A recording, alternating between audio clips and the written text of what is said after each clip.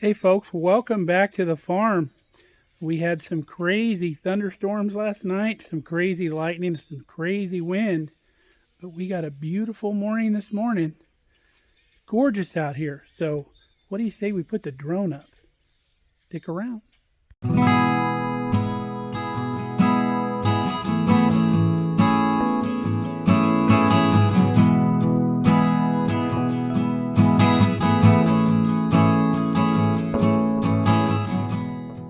You can see the rain we've got over the past week and a half, 2 weeks has really done us some good. The pastures are greening up. The farmers are coming out of crisis mode because we got some grass growing and they won't have to feed hay much longer. So we're going to get the drone out and we'll show you a much broader view of what it looks like here around the farm. Now we've had this drone for a while, but we haven't had real favorable conditions to put it up because when the wind's blowing crazy, it has to fight too hard to stay in position. So we haven't been flying it. We've been playing around a little bit. We've been learning the controls and it's getting easier. So we're going to get this thing up in the air and we'll do a little review on this thing too.